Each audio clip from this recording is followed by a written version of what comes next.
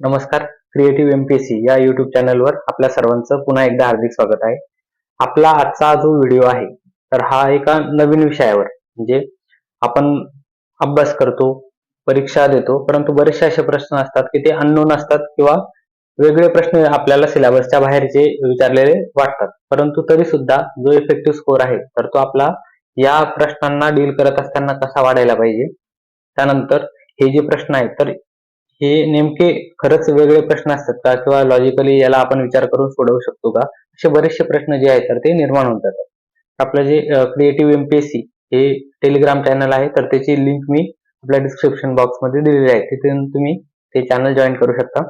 आपली 2019 ते 2023 ची राज्यसेवा पूर्व परीक्षा पीवायक्यू अप्रोच बॅच आपण त्या ठिकाणी घेतली होती. तर मग त्यावेळेस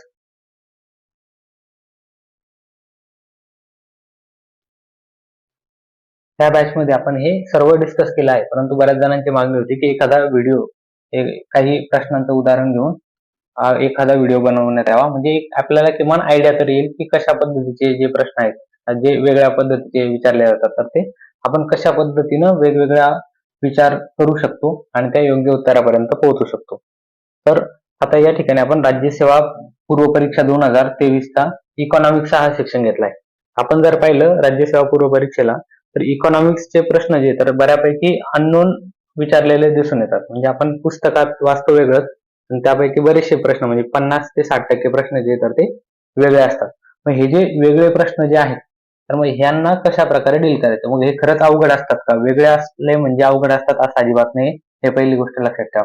त्यामुळे आपण या व्हिडिओमध्ये तोच विचार करणार आहोत की हे जे प्रश्न आहेत तर यांना आपल्याला कोणत्या पद्धतीने विचार करायला पाहिजे किंवा आयोगाचा उत्तर देण्याचा ट्रेंड कोणता आहे तर त्या अनुषंगाने त्या ठिकाणी आपण आता हे बघू. आता हा प्रश्न बघा, त्यात 46 नंबरचा प्रश्न आहे की खालीलपैकी कोणते प्रमुख धोरणात्मक हस्तक्षेपे भारतातील भूसुधारणांचा भाग होतात. पहिली गोष्ट म्हणजे पीवायक्यू काय करायचे आपल्याला, तर पीवायक्यू चे बरेचसे जे रिपिटेशन जे आहे तर ते रिपीट खूप होतात. म्हणजे हा बऱ्याच वेळेस रिपीट पूर्व तसेच मुख्य परीक्षेला रिपीट झालेला प्रश्न आहे.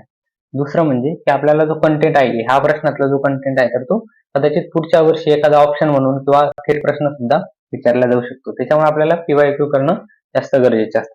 मग बघा, यांनी काय विचारलं आता की भूसुधारणाचा भाग होता. पहिलं मध्यस्थांचे निर्मूलन. तर भूसुधारणा करत असताना जेवढ्या मध्यस्थांची संख्या कमी असेल तेवढा आपल्याला जो आहे तर तो शेतकऱ्यांना जास्त फायदा होईल भूसुधारणा करत असताना. त्यानंतर दुसरं आहे कुळ पद्धती सुधारणा. तिसरं जमीन धारण्यावर कमाल मर्यादा निश्चिती, म्हणजे जास्तीत जास्त किती जमीन असावी याचे जे आहे तर ते निश्चिती करण्यात येणं. आणि चौथं आहे भूधारणाचे एकत्रीकरण, म्हणजे ज्या वेगवेगळ्या ठिकाणी जे तुकडीकरण झालेले असतं किंवा उपविभाजन झालं असतं तर यांचं एकत्रीकरण करणे. मग कोणकोणत्या भूसुधारणाचा भाग कोणता होतो, तर या चारही ज्या गोष्टी आहेत तर या भूसुधारणाचा भाग होता. पर्याय क्रमांक 4 हे त्याचं उत्तर आहे. या ठिकाणी आता बघा, हे आपण प्रश्न पाहिला, या ठिकाणी आपण कसा विचार करायचा की इकॉनॉमिक्सचे प्रश्न किंवा कोणतेही प्रश्न कोणत्याही इतर विषयाचे तर आपण जास्तीत जास्त ब्रॉड विचार करायचा. ब्रॉड विचार करायचा म्हणजे नेमकं काय करायचं, तर हे जे आहे तर लक्षात ठेवायचं की जास्तीत जास्त ऑप्शन कोणत्या ऑप्शन मध्ये कव्हर होईल. म्हणजे आपल्याला जर उत्तर निवडत असताना यापैकी जर अ ब क ड मध्ये तुम्ही एखाद्या ठिकाणी जर कन्फ्युजन तुमचं असेल तर मग हा विचार करायचा की जर कन्फ्युजन असेल आपल्याला किंवा माहिती नसेल तर त्याला जे येतात ते बरोबर गृहीत धरायचं. म्हणजे जर तुम्हाला कुळ पद्धती सुधारणा याबद्दल तितकीशी माहिती नसेल, म्हणजे यात जर समजा तुमचं कन्फ्युजन असेल तर मग आपल्याला त्याला बरोबरच गृहीत धरायचं. म्हणजे एक आपला थंब रूल लक्षात ठेवा, जे आपल्याला माहिती नाही ते बरोबर गृहीत धरायचं.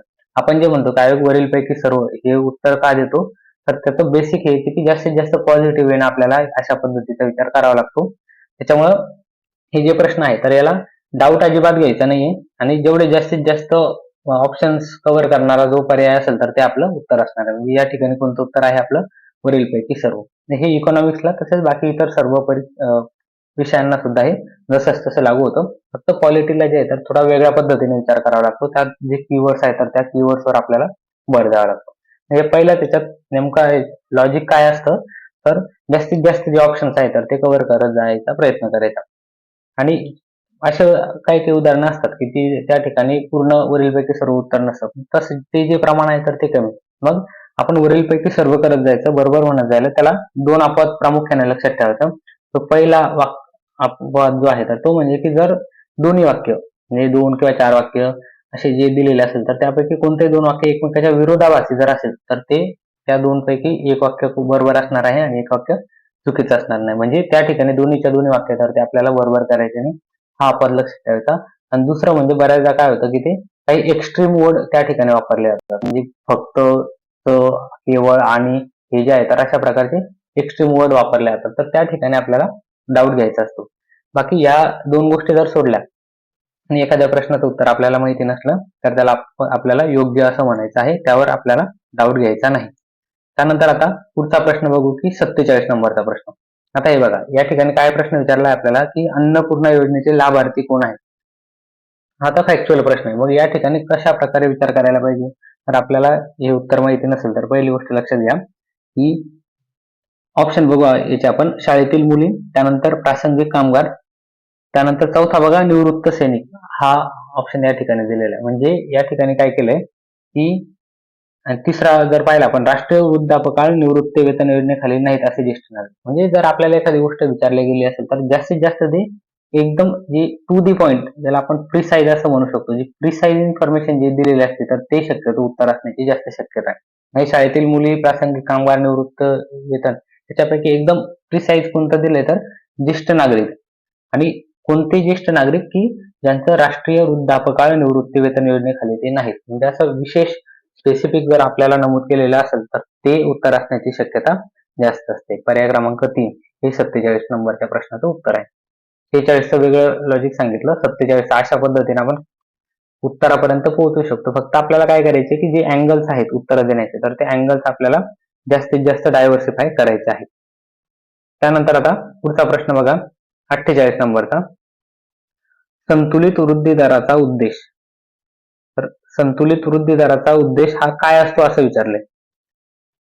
म्हणजे आपल्याला आता या ठिकाणी जर पाहिलं तर संतुलित वृद्धी दर काय आहे तर हे लक्षात ठेवून असलं पाहिजे किंवा आपल्याला हे वाचलेलंच असलं पाहिजे असं अजिबात नाही.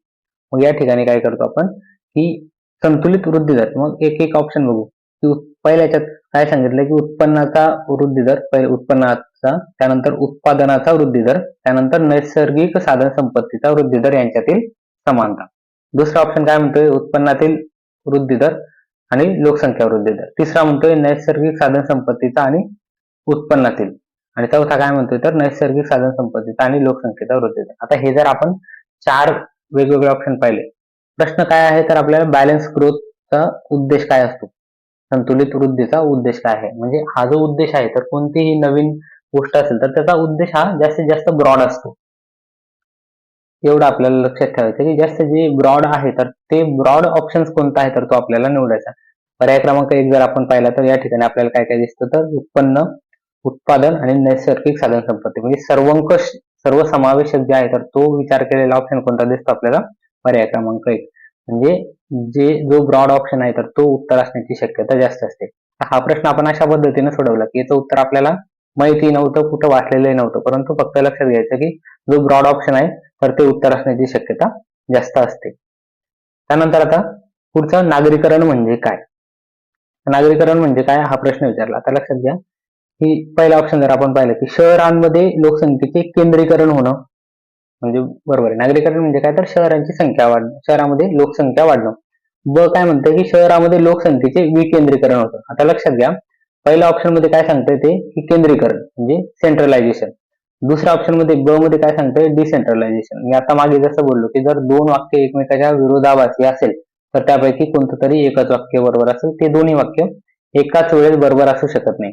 आपण जर पर्याय क्रमांक 2 पाहिला की अ आणि ब, म्हणजे एकाच वेळेस ते काय म्हणतात की केंद्रीकरण पण योग्य आहे आणि विकेंद्रीकरण पण, म्हणजे दोन्ही हे जे वाक्य आहेत ते एकाच वेळेस बरोबर असू शकत नाही. म्हणजे पर्याय क्रमांक 2 इलिमिनेट होतो. आणि पर्याय क्रमांक 4 इथं सुद्धा वरीलपैकी सर्व मध्ये ते अ आणि ब दोन्ही बरोबर येत आहे, म्हणजे तो सुद्धा इलिमिनेट होतो. आता राहिला विषय अ आणि 1 आणि 3 नंबरच्या ऑप्शनचा, फक्त अ आणि फक्त अ आणि ड.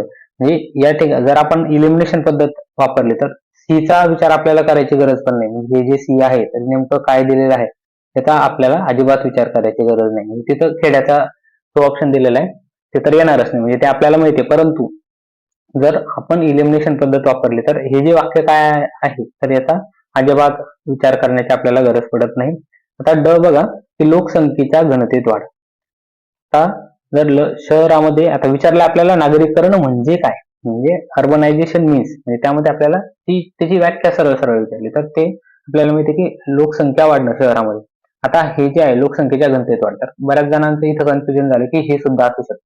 हा त्याचा एखादा परिणाम सुद्धा असू शकतो, म्हणजे शहरात लोकसंख्या जास्त वाढली तर मग घनता जास्त वाढेल. हा काय त्याचा हा परिणाम आहे, म्हणजे हा परिणाम आहे फक्त.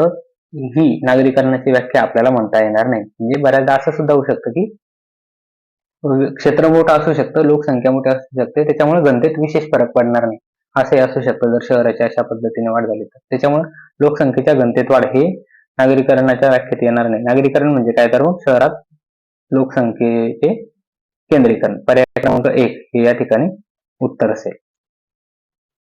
50 नंबरचा प्रश्न. आता हा प्रश्न सुद्धा बघा की या ठिकाणी आपल्याला कशा पद्धतीने विचार करावा लागतो. अटल पुनरुज्जीवन व शहरी परिवर्तन अभियान हे अमृत अभियान, तर खालीलपैकी कोणते विधान बरोबर नाही असं विचारले.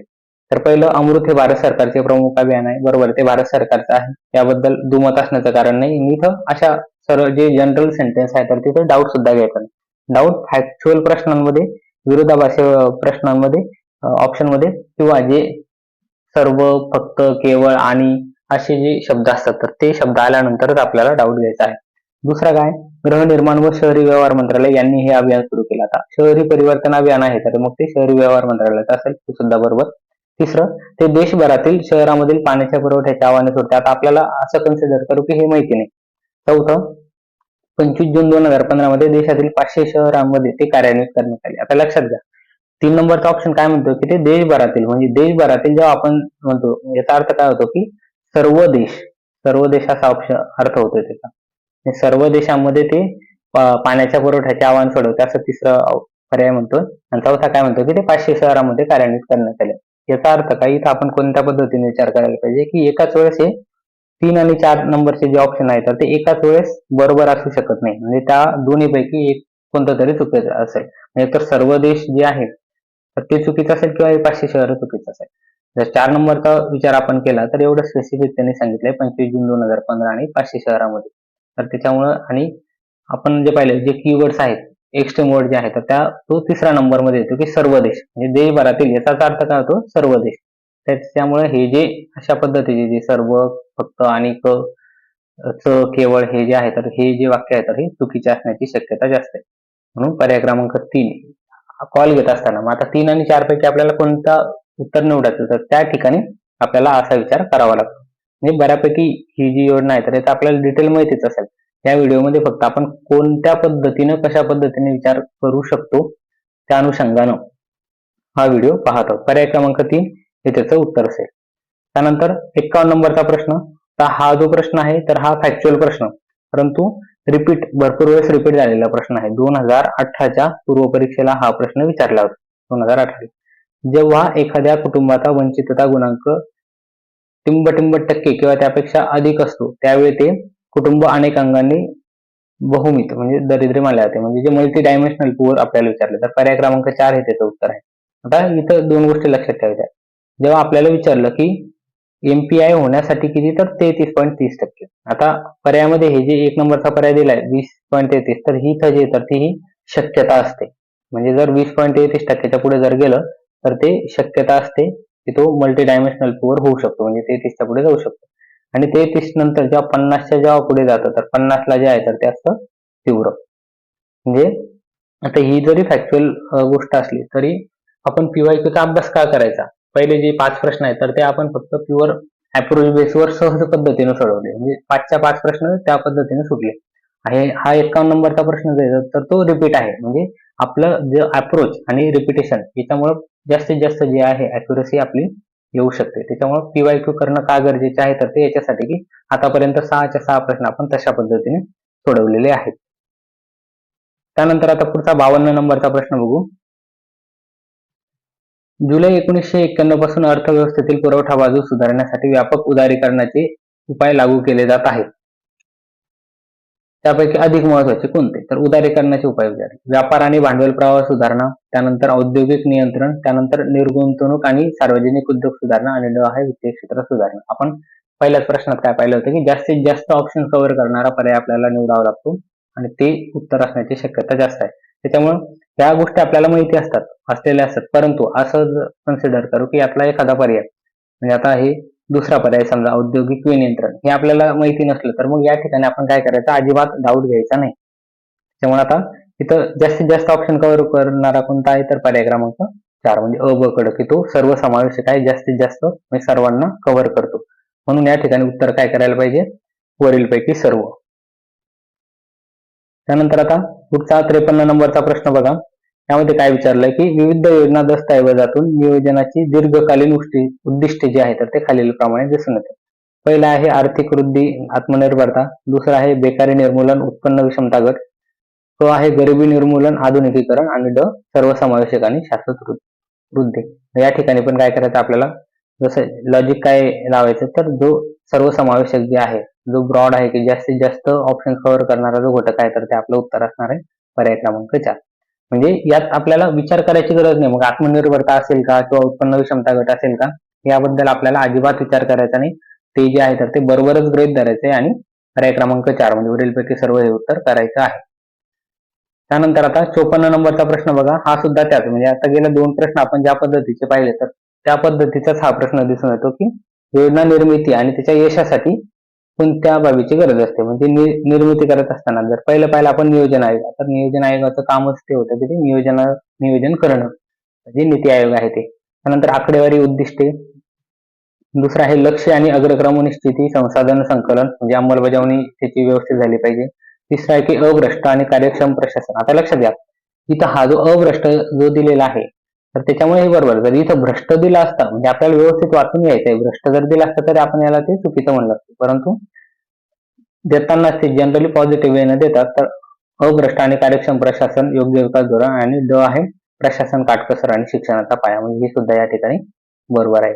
तर बघा सलग तिसरा प्रश्न जो आहे तर तो आपल्याला जास्तीत जास्त ऑप्शन्स असणारा कव्हर करायचा आहे, पर्याय क्रमांक 4 हे त्याचं योग्य उत्तर असेल. त्यानंतर पुढचा प्रश्न आहे 55 नंबरचा प्रश्न. हा आता फॅक्च्युअल प्रश्न आहे, परंतु इथं सुद्धा काय की 2017च्या फॉरेस्टच्या एक्झामला, फॉरेस्ट मीन्स 2017 जे आहे तर त्याला हा जो प्रश्न आहे तर तो रिपीट झाला होता. तर एखादा देश गरीब असतो कारण तो गरीबच असतो हे विधान कोणाचं आहे, तर हे पर्याय क्रमांक 2 वॅग्नर नर्स यांचं हे विधान आहे. म्हणजे त्यांनी एक संकल्पना मांडली होती, ती संकल्पना अशी होती की त्या संकल्पनेचं नाव होतं दारिद्र्याचे दुष्टचक्र. दारिद्र्याचे जे तर ते दुष्टचक्र ही संकल्पना कोणी मांडला असा प्रश्न विचारला.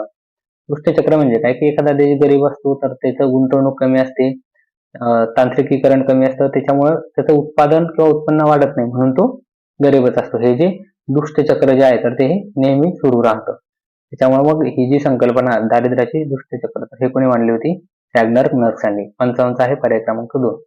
आणि आतापर्यंत आपण 10 प्रश्न पाहिले तर त्यातला जे 2 प्रश्न आहेत तर ते रिपीट झाले आणि बाकीचे फक्त आपण ऍप्रोचवर सोडवले. त्यामुळे रिपिटेशन भरपूर होतं, त्याच्यामुळे प्रश्न पाहिजे. अप्रोच डेव्हलप नक्कीच करायचा. बऱ्याचदा आपण काय करतो की जे 8 प्रश्न आतापर्यंत आपण पाहिले त्यापैकी कदाचित आपण 1-2 चुकवू शकलो असतो, परंतु हा जर अप्रोच आपला क्लिअर असला तर जास्तीत जास्त जे प्रश्न आहेत तर ते आपले बरोबर सुद्धा येऊ शकतात. आपल्या बॅचमध्ये म्हणजे इतर सर्व विषयांचे जे आहेत तर ते सविस्तर कव्हर केलेलं आहे. तर तुम्ही त्यासाठी क्रिएटिव्ह एमपीएससी हे टेलिग्राम चॅनल जॉईन करून त्या बॅच बद्दल डिटेल माहिती दिली. 2019 ते 23 चे संपूर्ण जे प्रश्न आहेत तर ते एका वेगवेगळ्या अँगलनं कशा पद्धतीनं तिथं आपण विचार करू शकतो या अनुषंगाने चर्चा केलेली आहे. आता पुढचा प्रश्न बघा. संतुलित वृद्धी सिद्धांतानुसार कशामध्ये संतुलनाची गरज आहे असा प्रश्न या ठिकाणी विचारला. मग पहिलं उपभोग्य वस्तू व औद्योगिक वस्तू, ब भांडवली वस्तू व औद्योगिक वस्तू, क कृषी क्षेत्र व औद्योगिक क्षेत्र आणि ड अर्थव्यवस्थेतील सर्व क्षेत्र. आता लक्षात घ्या या ठिकाणी वरीलपैकी सर्व असा ऑप्शन दिलेला आहे का, तर तसा ऑप्शन दिलेला नाही. मग आपल्याला जर जेव्हा सुरुवातीचा जो 48 नंबरचा प्रश्न आपण पाहिला होता तर त्यावेळेस सुद्धा हाच विचार केला होता की जास्तीत जास्त क्षेत्र म्हणजे तिथं आपण उत्पन्न उत्पादन आणि नैसर्गिक संसाधनं हे जास्तीत जास्त व्यापक क्षेत्र आपण कव्हर केले होते. मग यामध्ये सर्वात जास्त व्यापक कोणता ऑप्शन होता? आता पहिला जर पाहिला तर उपभोग्य औद्योगिक, दुसरा भांडवली औद्योगिक, तिसरा कृषी आणि औद्योगिक आणि चौथा आहे अर्थव्यवस्थेतील सर्व क्षेत्र. म्हणजे हा जो आहे तर हा जास्तीत जास्त कव्हर करणारा हा ब्रॉड म्हणजे हा सर्वसमावेशक ऑप्शन आहे. आणि आपल्याला काय करायचं तर सर्वसमावेशक जो ऑप्शन आहे तर तो ते आपलं उत्तर असणार आहे. म्हणून ड पर्याय क्रमांक 3 फक्त ड हे जे आहे तर ते आपलं उत्तर असणार आहे. म्हणजे आपण जो अप्रोच सुरुवातीपासून जो पाहतोय तर तोच पुढे कंटिन्यू करतोय आणि थेट उत्तरापर्यंत जातोय. म्हणजे प्रश्न बदलला आणि मग आपण त्या प्रश्नाचं उत्तर आपल्याला सध्या माहिती आहे म्हणून अप्रोच बदलतोय असं अजिबात नाही. तर प्रश्न नेमकं आपलं हे विचार कशा पद्धतीने करायला पाहिजे म्हणजे तंत्रशुद्ध जे लॉजिकल अप्रोच आहे तर त्या अनुषंगानं त्यासाठी आपण या ठिकाणी ही चर्चा करत आहोत. आता पुढचा प्रश्न पाहूया आपण.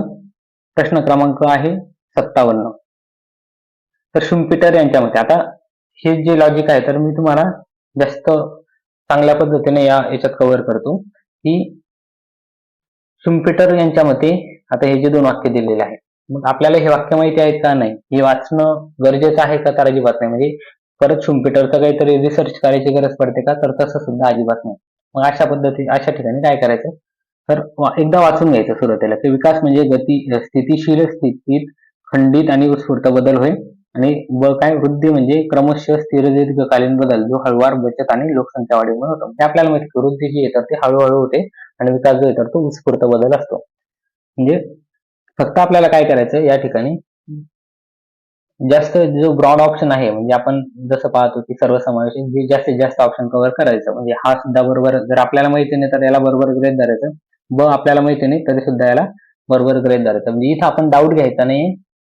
फक्त डाऊट कोणत्या 2 परिस्थितीत घ्यायचा जर पहिलं आणि दुसरं वाक्य जर ते एकमेकाच्या विरोधात जर वाक्य दिलेलं असेल तर डाऊट घ्यायचा. त्यानंतर एखादी फॅक्च्युअल गोष्ट दिलेली असेल तरच आपल्याला डाऊट घ्यायचा आहे किंवा काही एक्स्ट्रीम मोड आणि फक्त केवळ हे जे शब्द आहेत तर हे जर दिलेलं असेल तर डाऊट घ्यायचा आहे अन्यथा डाऊट घ्यायचा नाही. मग पाहायचं फक्त आणि ब याच्यात आपल्याला विरोधाभासी वाक्य वाटतंय का किंवा नाही किंवा आपल्याला एक्झॅक्ट माहिती आहे का नाही. तर हे जर आपल्याला माहिती नसेल तर मग आपल्याला याला अजिबात अधिकार नाही की त्याला चुकीचं म्हणायचं. त्याच्यामुळे कोणाला चुकीचं म्हणायचं नाही.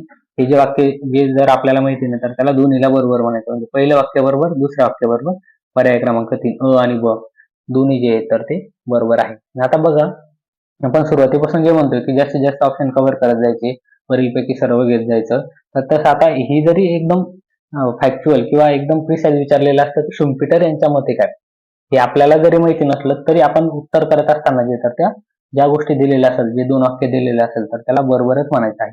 कदाचित असा प्रश्न एखादा आपला चुकू पण शकतो परंतु जास्तीत जास्त जे आहे तर ते अॅक्युरसी या लॉजिकची आहे. त्याच्यामुळे हे एखादा प्रश्न चुकला तरी काय हरकत नाही परंतु 80-90% जे तर ते प्रश्न आपले बरोबर येतात. परंतु या ठिकाणी 100% ते लॉजिक लागू झाले. 57 आहे पर्याय क्रमांक 3. त्यानंतर आता पुढचा प्रश्न बघा. हा प्रश्न सुद्धा रिपीट आहे.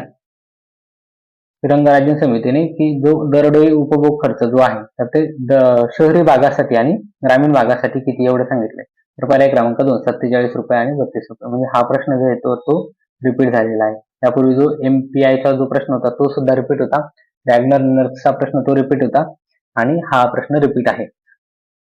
आतापर्यंत आपण जे 13 प्रश्न पाहिले त्यातले 3 रिपीट आणि 10 जे आहे तर ते आपण लॉजिकली सॉल्व्ह केलेले. म्हणजे आतापर्यंत 13च्या 13 प्रश्न जे आहेत तर ते आपण रिपिटेशन आणि लॉजिकल अप्रोचनं बरोबर आणलेले आहे. त्यानंतर आता पुढचं जे आहे प्रश्न क्रमांक 59. 2014 मध्ये शासनाने वित्तीय समावेशनासाठी खालीलपैकी कोणती योजना आणली. तर लक्षात घ्या 2014ची किंवा वित्तीय समावेशन जर म्हणलं तर आपल्याला लक्षात आले पाहिजे प्रधानमंत्री जनधन योजना. आतापर्यंत 4 वेळेस हा प्रश्न विचारलेला आहे. 4 वेळेस वित्तीय समावेशनावरचा जनधन योजनेवरचा प्रश्न विचारला गेला. निश्चय हा एक विचार करायचा. म्हणजे आपल्याला हे तर माहिती पाहिजे म्हणजे रिपीट भरपूर वेळ झालाय त्याच्यामुळं इथं आपण थेट उत्तरापर्यंत जायला पाहिजे किंवा अजून कोणत्या अँगलला आपण विचार करू शकतो तर हे जे आहे तर निश्चलीकरण योजना जी आहे तर ही योजना कधीची आहे तर ही आपल्याला माहिती आहे की याच्यावर आयोगाने प्रश्न सुद्धा विचारला होता की 8 नोव्हेंबर निश्चलीकरणाची तारीख काय आहे 8 नोव्हेंबर 2016 ही 16ची योजना आहे 14ची नाही म्हणून तो ऑप्शन इलिमिनेट होत होता. किंवा दुसरं निश्चलीकरणाचा आणि वित्तीय समावेशनाचा काही संबंध येतो का. आणि एवढं जरी आपल्याला कळालं की 14-16 कधी आहे ते अजिबात आठवलं नाही आणि एवढं जरी आपल्याला लक्षात आलं की वित्तीय समावेशनाचा आणि निश्चलीकरणाचा संबंध नाही तर तो ऑप्शन इलिमिनेट होतो पर्याय क्रमांक 1 आणि वरीलपैकी सर्व हा जो येतात हा सुद्धा ऑप्शन या ठिकाणी इलिमिनेट होतो. आता असा प्रश्न पडू शकतो की पर्याय क्रमांक 4 हे उत्तर का नाही म्हणजे वरीलपैकी सर्व जर इथं दिलेलं आहे तर हे उत्तर का नाही. आपल्याला इथं प्रिसाइज विचारलं की 2014 मध्ये सुरू केलेली एक योजना आहे. कोणती योजना अंमलात आली या सर्व असू शकत नाही त्याचं कोणतं तरी हे एक उत्तर असणार आहे. म्हणून पर्याय क्रमांक 4 आणि 1 इलिमिनेट झाला. आता राहिलं दुसरा संपत्ती विवरण योजना आणि प्रधानमंत्री जनधन योजना. तर हे जे दोन्ही आहे तर हे दोन्हीपैकी प्रधानमंत्री जनधन योजना हे योग्य उत्तर आहे. त्याची जी प्रधानमंत्री जनधन योजनेची आयोगाने एकदा तारीख सुद्धा विचारली होती, तर ती तारीख आहे 28 ऑगस्ट 2014. 15 ऑगस्टला ती घोषणा करण्यात आली होती आणि 28 ऑगस्टला जी तर ती सुरू करण्यात आली होती 2014ला. म्हणजे हा प्रश्न जो आहे तर तो काय रिपीट झालेला आहे. जर रिपीट जे झालेले प्रश्न आहेत तर ते आपले चुकून द्यायचे नाही. त्याच्यामुळे अॅक्युरसी आपली कशामुळे वाढते तर रिपिटेशन जे झाले ते अजिबात चुकायचे नाही आणि बाकीच्या ज्या गोष्टी तर त्या आपण अप्रोचवर सोडवतोच. पुढचा 60 नंबरचा प्रश्न, जेंडर बजेट म्हणजे काय? 15वा प्रश्न आहे हा इकॉनॉमिक्सचा. जेंडर बजेट जेव्हा म्हणतो तर त्यावेळेस आपल्याला एक गोष्ट क्लिक झाली पाहिजे की ही जे तर हे महिला संदर्भातली ही तरतूद आहे. तरतूद महिला संदर्भात आहे. त्यामुळे जो पहिला ऑप्शन मध्ये पुरुष दिलंय हा इलिमिनेट होतो आणि तिसऱ्या ऑप्शन मध्ये सुद्धा पुरुष दिलंय हा सुद्धा इलिमिनेट होतो. तर राहिला दुसरा आणि चौथा ऑप्शन, दोनच ऑप्शन आपल्याकडे राहील. मग दोन मध्ये काय म्हणतात की महिलांसाठी वेगळा अर्थसंकल्प आणि चौथा मध्ये काय सांगतंय की सामान्य अर्थसंकल्पात महिलांसाठी स्वतंत्र तरतूद. आता लक्षात घ्या, आपण एकही असा वेगळा अर्थसंकल्प ऐकलेला आहे का? फक्त यापूर्वी काय ऐकायचो की रेल्वे अर्थसंकल्प वेगळा होता, तो सुद्धा आता मर्ज करण्यात आला. त्यामुळे मग महिलांसाठी वेगळा अर्थसंकल्प असं वाचलेलं आहे का किंवा असा अर्थसंकल्प असतो का? तर हे एवढं साधं लॉजिक जर लावलं की महिलांसाठी असा कोणताही वेगळा अर्थसंकल्प नसतो, हा सुद्धा या ठिकाणी इलिमिनेट होतो. एकच ऑप्शन आपल्याकडे राहतो, पर्याय क्रमांक 4. जेंडर बजेट म्हणजे काय तर मग सामान्य अर्थसंकल्पात महिलांसाठी स्वतंत्र तरतुदी. तर या ठिकाणी अशा पद्धतीने आपण काय पाहिलं, इकॉनॉमिक्सचे जे आहे तर ते एकूण आपण 15 प्रश्न पाहिले. एकूण प्रश्न किती पाहिले आपण? 15 मधले जे तर ते जवळपास म्हणजे 5 प्रश्न जे आहेत तर ते रिपीट झाले. म्हणजे जसेच तसे की जे मागच्या वेळेस विचारले आणि आता पण विचारले गेले 5 प्रश्न जे रिपीट झालेले आहेत तर ते रिपीट झालेले प्रश्न आपले अजिबात चुकता कामा नये. म्हणजे प्रश्नपत्रिकेचा अनालिसिसच आपण त्या पद्धतीने करायचे की ते प्रश्न आपण विसरलेले पाहिजे आणि पुढचे जे 10 प्रश्न जे आहेत हे जे 10 विचारले तर हे 10 जे तर हे प्युअर आपण लॉजिकली सॉल्व्ह केले. म्हणजे जर आता इकॉनॉमिक्स मध्ये बरेचसे जे प्रश्न आहेत आपल्याला माहिती होते का? तर अजिबात नाही. श्युम्पिटर माहिती नव्हता, संतुलित वृद्धी दर माहिती नव्हता किंवा अन्नपूर्णा योजना माहिती असू शकते किंवा नसू शकते, तरी सुद्धा आपण प्युअर लॉजिकल जाऊन 10 प्रश्न सोडवले. म्हणजे एकूण 15 प्रश्न. पेपर 2023चा कट ऑफ होता 107 ला. त्यापैकी 15 प्रश्न जे इकॉनॉमिक्सचे होते तर हे 15च्या 15 प्रश्न 100% आपले बरोबर येऊ शकत होते. हे जे प्रश्न आहेत हे 100% बरोबर येऊ शकत होते. त्याच्यामुळे मग जर हा एकमेव विषय जर आपल्याला 30 मार्क जर देत असेल किंवा आपण असं गृहीत धरू की 1-2 प्रश्न चुकतील तर 26 मार्क जे आहेत तर हा एकच विषय आपल्याला देऊ शकत होता. त्यासाठी आपल्याला काय पाहिजे की पीवायक्यू वरची होल्ड जो आहे तर तो आपला कन्फर्म पाहिजे की हे उत्तर, हा प्रश्न अगोदर विचारला होता तर ते उत्तर आपलं बरोबर यायला पाहिजे. आणि दुसरं म्हणजे ज्या पद्धतीने मी हा अप्रोच सांगितला तर या अप्रोच नुसार जर गेले तर 100% तुमचं जे आहे तर जो इफेक्टिव्ह स्कोर आहे की जिथे आपल्याला 100 येतो तर फक्त या लॉजिकल अप्रोचनं 110, 115, 120 पर्यंत म्हणजे 15 ते 20 मार्क सुद्धा या पद्धतीने नक्कीच वाढू शकतात. तर उदाहरणादाखल हे जे 15 प्रश्न आहे इकॉनॉमिक्सचे 2023च्या पूर्व परीक्षेचे, या संदर्भात आपण या ठिकाणी चर्चा केली. ही 2019 ते 23 ची पूर्ण जी बॅच आहे तर ते आपली क्रिएटिव्ह एमपीएससी या टेलिग्राम चॅनलला त्याचे डिटेल्स तुम्हाला मिळतील. 5 वर्षाचे प्रश्न आणि 5 वर्षाचं जे लॉजिक आहे तर ते जर तुम्ही व्यवस्थित केलं तर 2019 पासून आपण 23 पर्यंत सेम लॉजिक पाहत आहोत आणि तेच 24 ला सुद्धा लागू होऊ शकतं. त्याच्यामुळे मग त्या बॅचचा तुम्हाला नक्कीच फायदा होईल. तर अशा पद्धतीने हे जे प्रश्न पाहिले आपण, तर अशा वेगवेगळे व्हिडिओ जे आहेत तर ते आपण नक्कीच घेऊन येण्याचा प्रयत्न करू. आपलं चॅनल जास्तीत जास्त शेअर करा, लाईक करा आणि तुमच्या ज्या काही प्रतिक्रिया असतील तर त्या तुम्ही नक्कीच कळवू शकता. तर मग आपण भेटूया पुढच्या व्हिडिओमध्ये. धन्यवाद.